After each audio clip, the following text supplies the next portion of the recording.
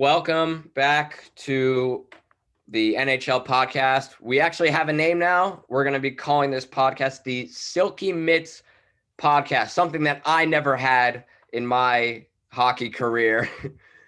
Definitely not. But, today we're going to be previewing the Stanley Cup Final along with other developments that are happening right now during this recording, such as the All-Star Game and the draft and the expansion draft, things like that. Game one between the Tampa Bay Lightning and not the Vegas Golden Knights, not the New York Islanders, not the Toronto Maple Leafs, not the Pittsburgh Penguins. I could go on versus the Montreal Canadiens, like Canadiens de Montreal. It honestly, like, if you told me back in January or at the start of the playoffs that the two teams that would be competing for the cup were Tampa Bay, well, not really Tampa Bay, but Tampa Bay versus Montreal, I would have told you you're crazy. Before we get into that matchup, we want to talk about the stuff that it just came out today regarding the All-Star Game. So the All-Star Game, we'll talk about that first, is going to be in Vegas, which I think that's going to be awesome.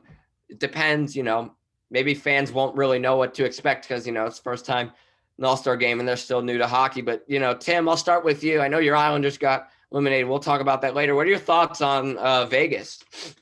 I think it's a perfect spot to have it, because for every All-Star Game, people come from everywhere. It's not just the people in that city that come to watch the games. It's people from New York, from Canada, from California. It doesn't matter. They all come to have a great party. Vegas is a perfect place to have that if you want a big party. And it's going to be interesting to see how the NHL does it, the first All-Star Games since COVID. It's going to be interesting to see if they go back to the way it was, change the format a little differently.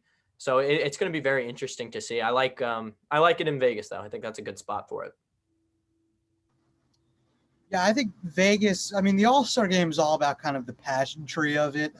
Putting on a show. And I think, not many cities can do that better than Vegas can. So I think they'll do a great job with it. It'll be interesting to see how much they change up, like Tim said. Personally, my favorite part of it isn't even the All-Star Game per se. It's really the skills competition. So it'll be interesting to see what they do with that. I think after Vegas, quite honestly, there's a couple other cities that I thought could have gotten it. I do think once the Islanders move into their new barn, I think that they'll host it. Obviously, I think Seattle, they'll give them a couple of years, and then I think they'll host it as well. But I think Vegas was a good spot. I think, they're a few years in now as a franchise. The fans have kind of, obviously, they have a pretty good fan base. Granted, it's hard to not have a good fan base when you're winning like they are.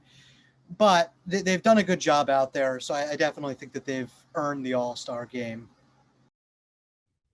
Kind of a sub-question that I'll ask. What's one thing in the skills competition that you would bring back? I think my number one thing is I think it was called the breakaway challenge, where they do all these, like, crazy stunts, like with the Ovechkin with the two sticks and the Patrick Kane to Superman.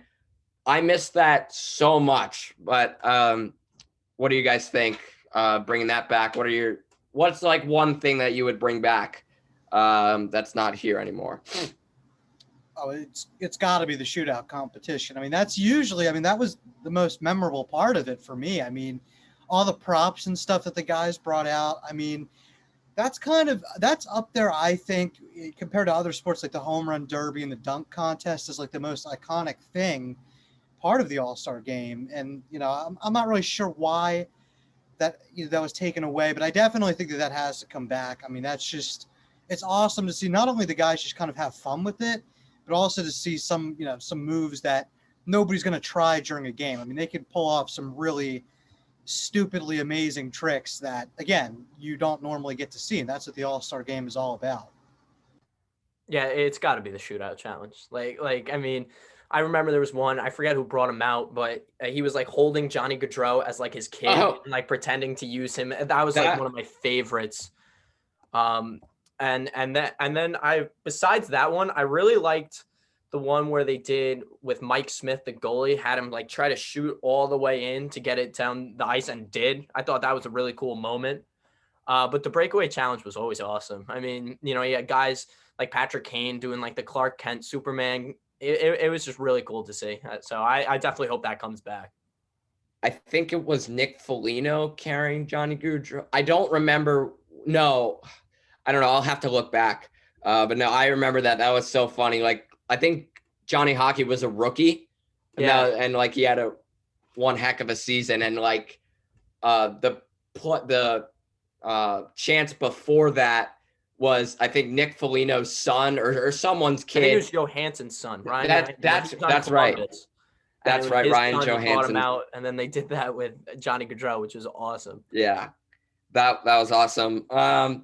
We'll definitely have a separate podcast regarding that. And let's also transition. This was also announced today. The outdoor games, finally, outdoor games are coming back.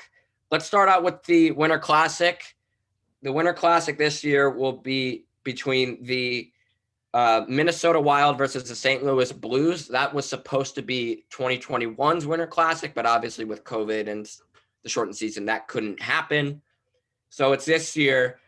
Honestly, I'm excited for this matchup, considering the fact that Minnesota, with the season that they had this year, and you know how Kirill Kaprizov will perform in the big stage. I'm excited for that, and also these two teams were division rivals this year as well. So I think that's going to be a 10 series. I think it's at the Minnesota Twins Stadium. So what are you guys' thoughts on that? I think it's awesome to have it in Minnesota, Hockey Town, USA. I think it needs to be there. But I'm definitely interested to see where they go next for like the Winter Classic, as well as the Stadium Series, which I know we're going to talk about in a second. But I think Minnesota definitely deserved one. They are on the up and coming, like Jacob said, with Kirill Kaprizov. They looked great against Vegas. They pushed them to the brink these playoffs, so I was really impressed with them. And St. Louis is kind of falling off a little bit from where they were. So it's going to be really interesting to see if they, you know, put on a good show. And I think they will. It's in Minnesota, so I would assume it's a good show, but I'm pretty excited for it. Yeah, you know, I definitely think that Target Field is a good spot for it. I mean, obviously, like you said, Minnesota, having only hosted it once is pretty ridiculous considering that they're, you know, I mean, basically in America, the hotbed of hockey. And then I actually think I really like I believe that there was a rumor, I don't know if this is true, that the Hurricanes are hosting a game, aren't they, I believe? No, so I saw Bettman said that Carolina is likely to host an outdoor game down the road, not this upcoming season, but down the road. That would be awesome considering what they've become. Yeah, because, you know, there was rumors of it being played right there in Raleigh, I believe at NC State Stadium. And I mean, I think if any franchise has earned getting an outdoor game, I think it's Carolina. I mean, they have completely turned that franchise around there over the last couple of years. And I know it doesn't scream Hockey Town to you, but when you watch them play in that building, I mean, it sounds electric. I definitely think that they should be in an outdoor game. So obviously I think that'll be a good one, or would be a good one, but it sounds like that's pushed off to the future. And then I believe it's Nashville hosting the other one. Nashville, I think, is another one, kind of like what I said about Vegas in the All-Star game. Nashville's another town that's kind of known for, I guess, being able to throw a party. And I think if anybody's going to be able to put on the festivities, it's Nashville. I mean, I think obviously you see at Predators games, it's kind of become a big thing in the town, like the watch parties there in the playoffs. Well, crazy. I mean, they have all these, you know, superstar singers and stuff that come and play there down on the main street outside the arena. So I think they'll do a great job with the game there too in Nashville. And I mean, they've proven that they could put the ice in, you know, any different conditions. So I know being in the South, some worry there, but not really. I think they'll do a good job there in Nashville. Yes. So you alluded to that, you know, talking about hockey markets on the rise. Nashville is certainly one of them. They're going to be hosting the Tampa Bay Lightning in the 2022 Stadium Series game. There might be and also the Heritage Classic is to be determined. That was announced, so that's happening again. There we also found out the draft date and the expansion draft. Again, we will definitely have podcasts on those. So, let's. Jacob, I do want to circle back real quick though. Would you like to see the return of like a natural setting game like they did this year, maybe with fans though? Ooh, like Tahoe? Yeah, like a Tahoe kind of thing. I mean, I know we had a segment back a couple months ago, Tim and I, about this, and I think there's a lot that they could build on with that in terms of a natural setting outdoor game. Instead of in a big stadium, big football stadium. I mean, obviously, I kind of threw out like the Grand Canyon or something before there, like the rim above it, or just some kind of a natural setting. I think they could do a really cool job with that. Honestly, like maybe like in Denver, somewhere like overlooking the mountains, like that would be awesome. You could pretty much put a rink anywhere from what the league has done. Yeah, I don't know, Tim. Anything to add on that? I think it would be a very interesting thing to do to try to add fans to it, because the way like they did it with Tahoe was they had the rink like so close to the lake that there was really no seating available anyways. So it'd be interesting to see if they can pull it off. But Chris, you said it in the podcast or in the segment we did. It has to be a Beaver Stadium before we can even talk about anywhere else. Like, right? Like you guys got to agree with me here. Yeah, but it would have to be the Sabres because of the with Pegula. Yeah.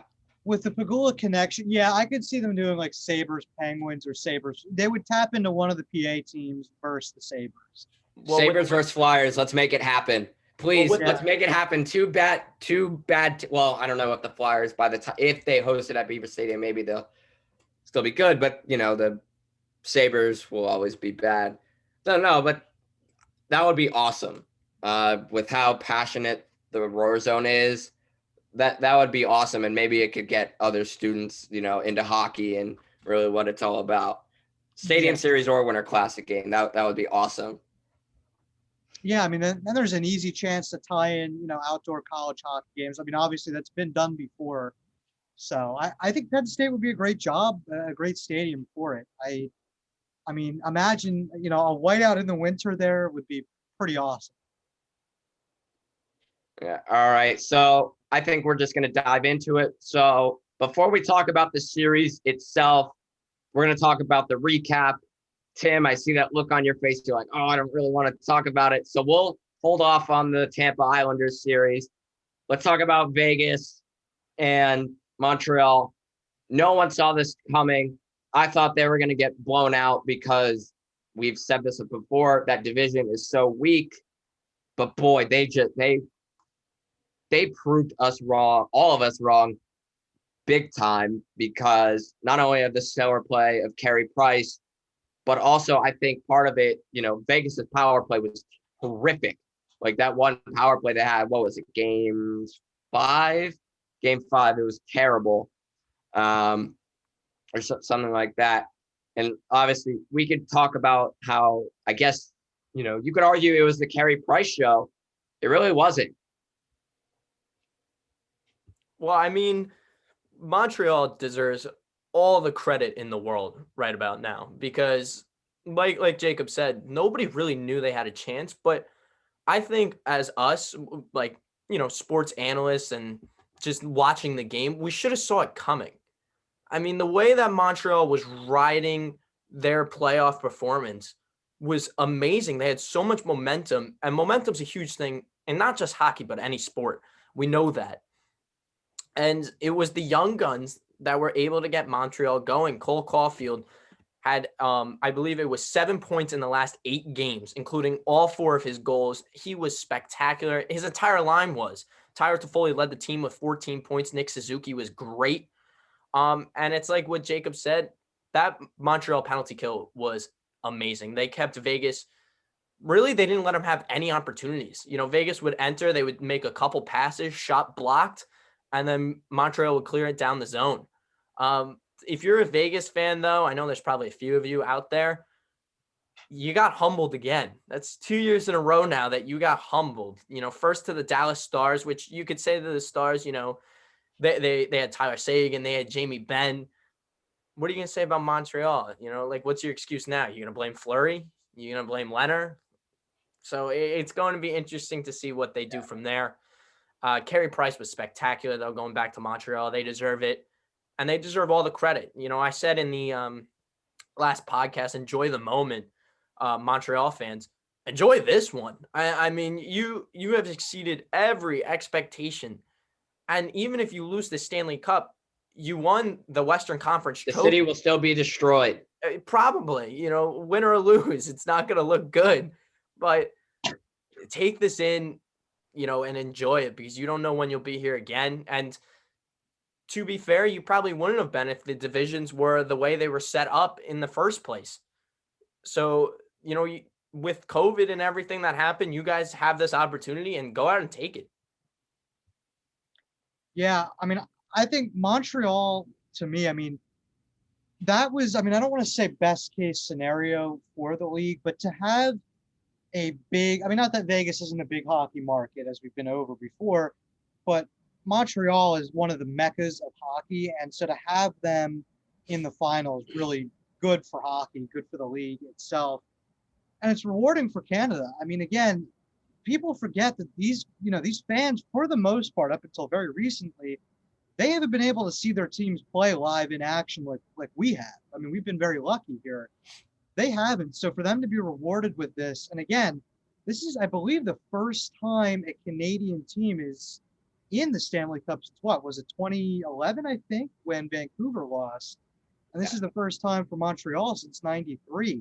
So, it's a big moment for, I know, obviously, Toronto Maple Leafs fans, other fans, Ottawa Senators might not be happy with it across Canada, but it is a big moment for the country itself.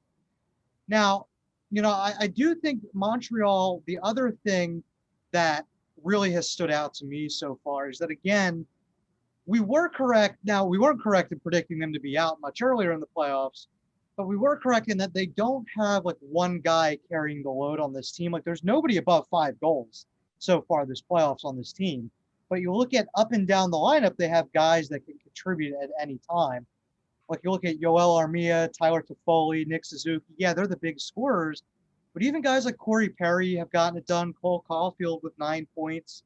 So up and down the lineup, I don't want to say they can match Tampa in their depth, but they definitely have the depth and could match Vegas pretty easily. Now, the big storyline, I know this is kind of looking ahead already to the series with Tampa, but is going to be the Carrie Price versus Vasilevskiy showdown. Because, these guys are arguably the two. Carrie Price has been widely regarded as one of the best, if not the best goalie in our young lifetime here.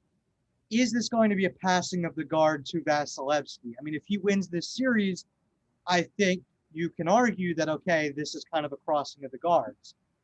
I think that, to me, is the biggest storyline coming up, is the goalie showdown. And Montreal, they have proven, I think, Tim, I like how you said Vegas got humbled. They got complacent again. Montreal has been able to come back through so much adversity. Carey Price getting injured at the end of the regular season didn't let them hold down 3-1 against Toronto, and then they're in the Stanley Cup Final. Still seems surreal. I think I saw some stat. Montreal has killed 35 straight penalties. Their penalty kill is 93.5%. That is ridiculous. So, and against this Tampa power play, that is really, really good. That's huge. That's a major advantage. And, Tampa's a team that we think they have no weakness. They have great offense. They have great defense. And we know what they have in goal. So I think it's going to be the little things. What's Tampa's depth players? How are they going to step up? They've been good. Yanni Gourde scored the series clincher against the Islanders. Blake Coleman needs to be way better, especially in the defensive zone. Hedman, their big defenseman, has not been great defensively. And, other guys like that. Montreal has those depth guys, Arturi Lehkonen, Jesperi Kotkaniemi, who's had a terrific postseason because, he was up and down. People were saying like he's a bust. He has 5 goals right now, which is great. But guys like that, Caulfield, Josh Anderson is living up to his contract for now. I think this Montreal team I think they have the potential to, shock the world and maybe even make people like us take them more seriously down the road in the regular season. But yeah, I'm still stunned. Playoff Carey Price, man, is just ridiculous. Like I had to drop Price on my fantasy team because he was doing terrible in the regular season, and he's just different. Yeah, by the way, I do want to make this point that the last team to beat the Montreal Canadiens in a playoff series, my Philadelphia Flyers. So pretty impressive. At least I guess that'll be my one Flyers mention for the show. But I do think what you were saying about the penalty kill before is huge, because Tampa's 5-on-5 play has been good, but not unbeatably good. And again, to beat Montreal, as they have shown recently, you have to beat them 5-on-5 because you're not going to beat them on the power play. And because so much of Tampa's game, I think, revolves around the power play, it's going to be really hard for them to get going offensively. They're going to need somebody else to step up besides like Braden Point, Nikita Kucherov, Alex Killorn, the usual suspects per se. So I think it's going to be a low-scoring series if I had to guess. And that seems to be kind of Montreal's MO here. I mean, like if you look at the Vegas games, it was typically, like a 3-2 game. They don't play the shootout style of hockey that Tampa can win in. So I actually do kind of think that the style of play might favor Montreal a little bit here. Yeah. Go ahead, Tim. Well, I think the big thing, too, for Montreal is they've gotten their veterans going.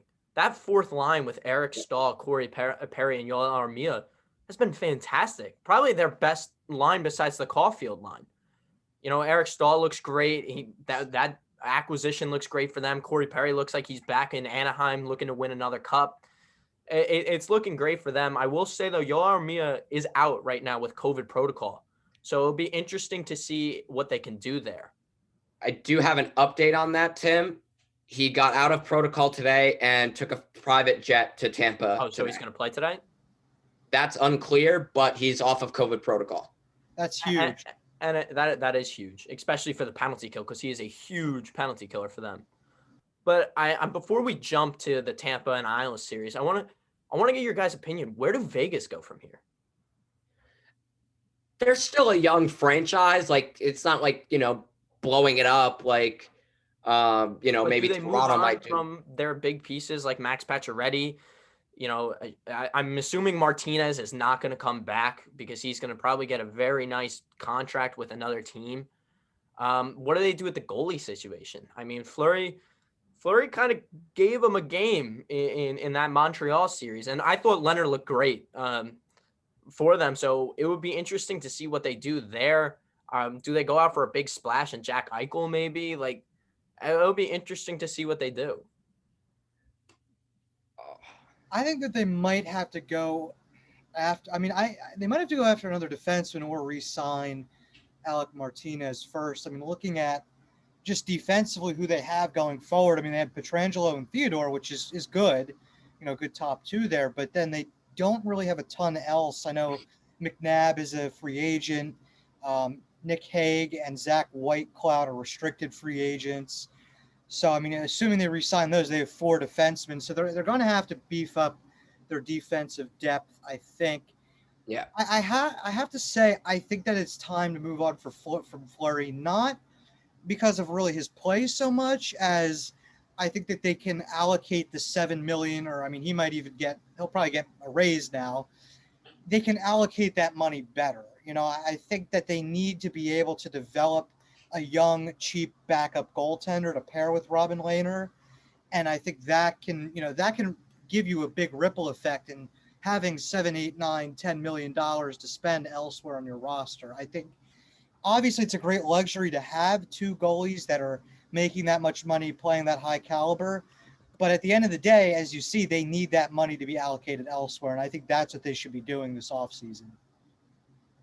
Well, Marc-Andre Fleury proved that he could still play at 36 years old. He's a finalist for the Vezina. Robin Lehner got hurt at the start of the season, and he was supposed to be the number one. Fleury took over, and he never stopped. I think Fleury is still their number one. He's 36. You said he's not a free agent, right? He will I don't be, believe so. well, he's on the final year of his contract. So I would say he's definitely movable. Like, it's not like there's a long, he's not going to be under a long-term contract as he gets old. Right. Okay. So, and they signed Leonard to that, big deal. So I think that, that one gaff up in game 3, like I was still kind of shocked that Pete DeBoer went to Robin Lehner in game 4 because, you want to ride the hot goaltender, and that one gaff up shouldn't, I guess you could say that was a series defining moment, but Vegas had other opportunities to win and, play their good defensive style of hockey that we all know and have seen in the years past. And you talk about, that top 2, Pietrangelo, Theodore was not good in this series defensively. He had a fair amount of turnovers. Martinez was excellent though. So I think, even though Vegas is on the cap ceiling, I think re-signing Alec Martinez is a good, way to go. So it's going to be interesting because George McPhee always finds a way to shock us because, just when they're at the cap floor, they get a big guy like Pietrangelo without even having moving a single piece. And it's so ridiculous how Vegas is exempt from the expansion draft. So I don't know where Vegas goes from here. I don't think you blow it up yet. It's way too early because they're still a young team. They're one of the best teams in the National Hockey League. So, I mean, yeah, I think they're maybe one of the more watchable teams this offseason, but I don't think anything drastic will happen. Like going after Jack Eichel, I think that's a little absurd. Yeah, that would be tight to fit that in terms of money-wise.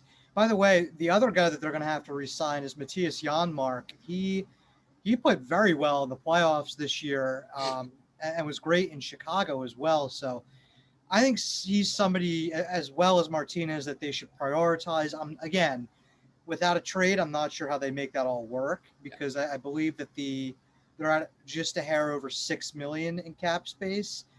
Of course, they could pull some voodoo magic like Tampa does to somehow legally fit under the cap limit, but we won't go into that now. It's a little ridiculous. And with that, we will go into the Tampa Bay Lightning and the New York Islanders series. Oh no. Let's just make one thing perfectly clear. Yes, the New York Islanders lost this series. It wasn't because they played bad. Game 5 aside, Tampa put on a defensive clinic. Like, they only limited them to 12, 13 shots in game 7. And it sucks because the Islanders give up a shorthanded goal and that's their season. So besides that one gap, the Islanders did what they could. Tampa just shut them down. The Islanders couldn't get into the zone. They were forced to dump the puck in way too many times because of that kind of trap they play. And then that caused Tampa to go on transition the other way. That's just what they do. Tampa played the Islanders system. They just played it better because they have better talent. That's what it is.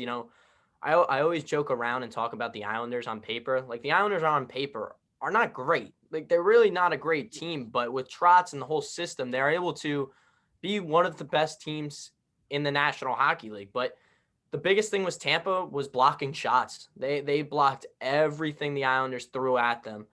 And before I fully get into it, I got to get it off my chest. Look, I'm proud of this team. No matter what, whether it was a shorthanded goal, which is not great, but the Islanders will be back. I know that they're getting their captain back, which is a huge piece.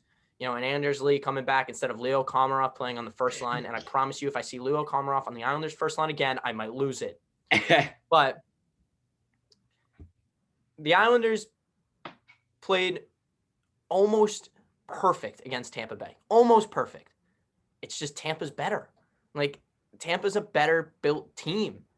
They have those Braden Points and Nikita Kucherovs, where Barzal was playing with Jordan Eberle and Leo Komarov. So it's a tough situation to be in, but give all credit to Tampa Bay. I mean, the biggest thing going into it, and the reason that I truly thought that Islanders would win, would be their depth pieces, their second and third line.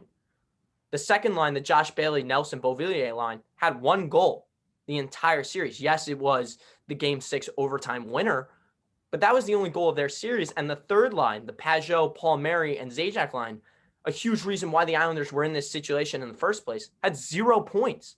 They didn't put up one goal because Tampa shut it down. And Tampa was able to get the Stamkos line going. It took them a while. It took them, I believe it was Game 5 for the Stamkos line to open up. But once they got that going, you could kind of tell that's where things were swinging. And I think the biggest thing, Jacob, you talked about Hedman defensively. He wasn't great. Well, offensively, he stepped up huge in this series, as did the entire Tampa Bay defense. I thought Ryan McDonough was fantastic for them. He had that amazing spinorama attempt that Pollock saved, which was fantastic for me. But it was just, Tampa Bay, they're proving that they're one of the best teams in the National Hockey League. All cap jokes aside, even if they didn't have Kucherov, they would probably still be in this situation. I mean, Braden Point is the guy that I need to talk about. 9 games in a row with a goal. It ended during Game 7. He doesn't care, though. It is fantastic. Give Tampa Bay all the credit. Let's see what they can do against Montreal. Yeah, I mean, we talked before about how in the playoffs, it sometimes doesn't matter who has the better team on paper. This time it definitely did. I mean, Tampa is just extremely talented. You do have to play pretty close to perfect hockey against them to beat them, and especially in a 7-game series. I personally did not expect Tampa to clamp defensively like they did this series. I actually thought that the Islanders, I thought that the Islanders offense was playing a bit above their head in the first couple series there. But I did think that Tampa, again, would give them a bit of an opportunity. I mean, the way they played in Game 7 defensively, I mean, that's hard to beat. I mean, you got to get that one break to beat them. And unfortunately, Tampa was the one that got the break that game. But, I do think moving forward, the Islanders have a good core. And I think having Lee back next year will really help with that. As you said, before, having Komarov on the top line there is not ideal for a playoff team. I mean, he should not be. I mean, he's more like a fourth liner in my mind than a first liner. He's an AHL player. He's an AHL player. He's an AHL third liner at best. I mean, he really should not. I mean, he's the kind of guy that should be on and off the bench as somebody that's getting, scratched than a first liner, but that's just the way things are in the playoffs with injuries. But, I do think once they're healthier next year, they'll be fine. I don't believe they're really losing any big pieces. I mean, obviously Anders Lee is coming back. I guess Kyle Palmieri and Travis Zajac will be gone, but again, not like a huge piece. They have Ilya Sorokin to build around as well as Varlamov. So they're going to be fine. This wasn't like a end of the road kind of thing there. They're going into a new building there with all the key things intact that you want to win. So I think they'll be fine going forward. I know they don't have a ton of cap space, but they should be good. I mean, they shut down the middle 6 really well, as Tim said, and that was the key there. I mean, because I thought that the second and third lines for the Islanders were going to be what made up the lost ground for Tampa having a much better first line than the Islanders, and they, again, the middle 6 couldn't get it done. Yeah, I mean, Tim, you diagnosed the problem pretty well. That identity line, they were good. They just couldn't, they were shut down. Be interesting to see, because I hear a lot of noise about Casey Cizikas being a free agent and how much he means to that team and obviously that line. So, yeah, I mean, I think if because Lee scores most of his goals in front of the net, and that's just how teams have to beat Tampa. You got to get traffic in front of Vasilevskiy. Lee getting in front of the net and potting home those rebounds, which if you find a rebound in front of Vasilevskiy, you better score it because he doesn't give up a lot. So, yeah, but it was one heck of a series. Like that Ryan Pulock moment, I jumped out of my seat and I think I watched it at least like 10 times before I went to bed. That was awesome. Hopefully, you know what, Long Islanders is the same. No more beer can throwing. That was it looked cool. Well, listen, if that was in Philly, of course it was in either New York, Boston, or Philly, because if that was in Philly, we also wouldn't hear the end of it. It's like, oh, trust me, we haven't heard the end of it yet. If it happens in, like, I don't know, the Florida Panthers or whatever, it's like nobody cares. But because there's nobody there to see it. I mean, that's true, but because it's the Islanders, people. Right. People get all up in arms. But it's a passionate fan base, man. I love their fans. Even as a fan of a division rival, that building is going to be awesome. I'm excited to see where the Isles go from here. Trotz, he's a playoff coach. He can get it done with that team. He could take he took a really bad defensive Islanders team to one of the best in the league. So, yeah, like you said. And another thing I want to bring up, you can complain about, the cap space, blah, blah, blah. So what? If they didn't have these problems, they still would have won, like you said, because, they have good center depth and depth overall. So with that, we kind of talked about these two teams already, but we haven't really talked about them going head-to-head and, like, keys. So let's do it. Game 1 of the Stanley Cup Final begins at 8. So this podcast will probably be uploaded a little late, but that's okay. So both teams, they've won 12 games. Are we going to doubt the Canadians again? Tim, you go first. I won't. I won't, because we talked about the on paper thing. These teams line up perfectly. Tampa's power play, Montreal's penalty kill. They're that good. Both sides are that good. And Montreal, why should we keep doubting them? They keep proving us wrong every time. I mean, probably Montreal fans want us to count them out, so then they do win, as that underdog story.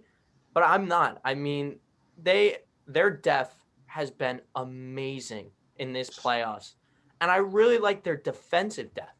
I mean, Chris doesn't like one of them on their team, but I mean, Montreal's defense has been great. Jeff Petrie came back, and we were all questioning, is he healthy? Is he not? Although he did have, like, those bloodshot eyes where, like, half of it was red. It was so creepy.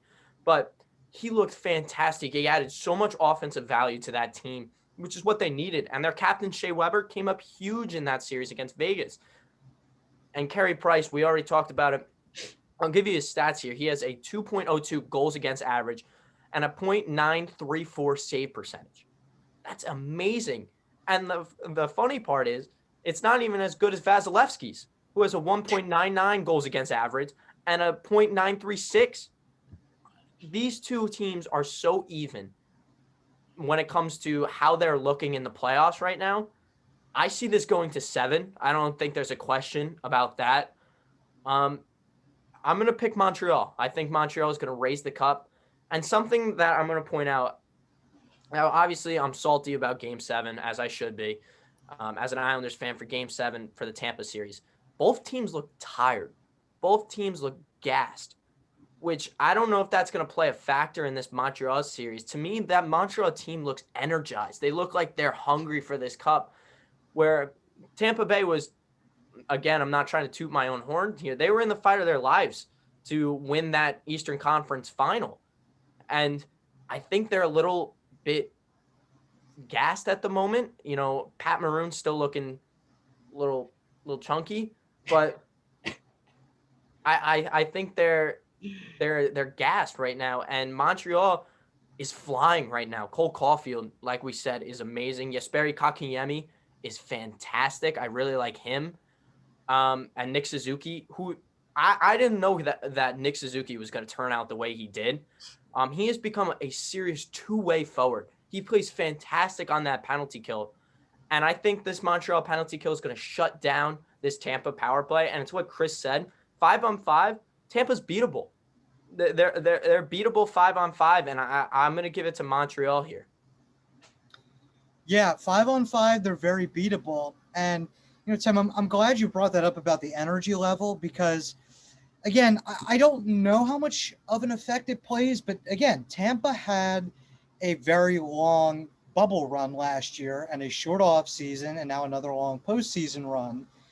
So I don't know how much that really comes into it, but it is possible that, again, they're an older team as well. They might be gassed. Who knows? They could come out tonight and make me look completely stupid, which they probably will. But, I mean, again, there's one thing to be said. Yes, they do have the veteran presence, but on the other hand, Montreal is really young. I mean, you got guys like Cole Caulfield, Kotkaniemi, Suzuki that are, 21, 20, 22 years old.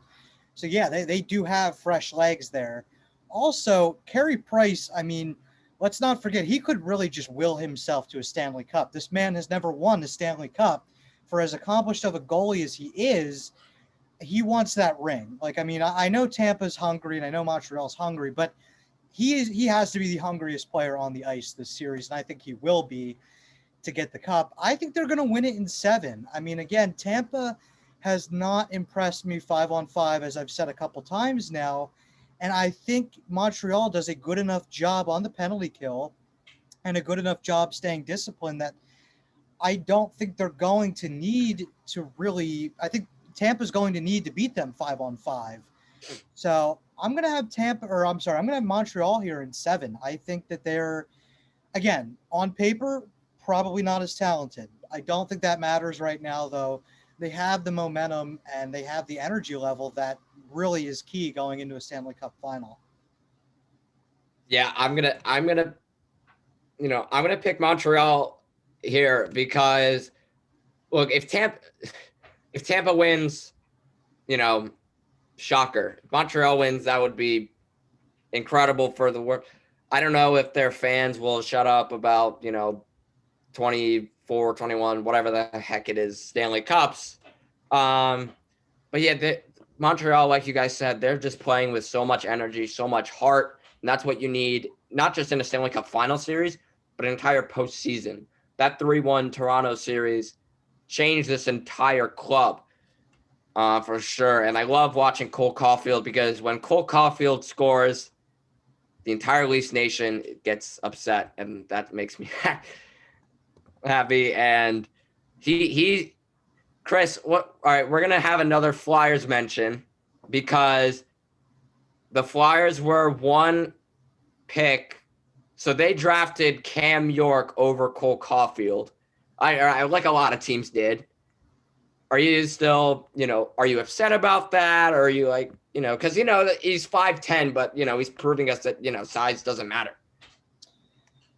Yeah, I mean, I know I see this a lot on Twitter and stuff. I mean, I'm torn about it. I mean, yes, I do think at the end of the day, Cole Caulfield will probably turn out the better player. In terms of what the Flyers need, it turns out that they need a defenseman more so than they need a forward like Cole Caulfield right now. I mean, they also, I believe it was a trade in that they also got Bobby Brink, and Bobby Brink has actually been a very good player in the World Juniors level for Team USA. So hopefully he'll be like a good second or third liner for the Flyers down the road. It's tough. I mean, again, I do think Cole Caulfield will be a better player than either of the two the Flyers ended up getting from that. In terms of what the Flyers need, though, I do think Cam York has the potential to be a first pairing defenseman for a long time for this franchise. But I mean, to have a natural goal scorer that the Flyers have kind of lacked a sniper for a while now. There's, it's tough to watch them pass up on that. But at the end of the day, if I could go back and do it, Oh, man, it's really tough. At the end of the day, if I could go back and do it, just because of my love for watching Cole Caulfield, I'd probably pick Caulfield, but the Flyers need a defenseman like York. Yeah, definitely. I think we've had like at least one mention of the Flyers in each of these podcasts. Yeah. That's like a running theme. Yeah. But yeah, I'm going to say Montreal in 6. I think despite the center depth of Tampa Bay, which you need to be strong down the middle to win a cup, Montreal has been good because their centers have been playing great two-way games. You know, Philip Deneau is one of the more underrated centers in the league. You know, he's been great shutting down other opposition centers. I'm looking at this article now, you know, shutting guys like Matthews, Marner, Ehlers, Wheeler, and Pacioretty and Stone. You know, or I forget if Kucherov's a center. You know, guys like Stamkos. No, he's not. Point's the center. Okay, that's what I saw. Shutting guys down like Point, Stamkos, that could be the difference maker, because if those guys are shut down, that shuts down most of their team, because, again, we've talked about before, star players need to show up. But, yeah, it's going to be one heck of a series, and it all begins tonight. So I'm going to say Montreal in 7. We all, I think, agree on Montreal. So that might do it. If you guys want to add anything else, any little notes. Well, I just love how Marc Bergevin has celebrated with this Montreal team, and I love how he's done it with the fans. I hope they really extend or increase the capacity, because I'll tell you what, that arena is electric, man. In these playoffs, they sound amazing, and watching, you know, outside their stadium with that whole massive crowd during that Game 6 was awesome.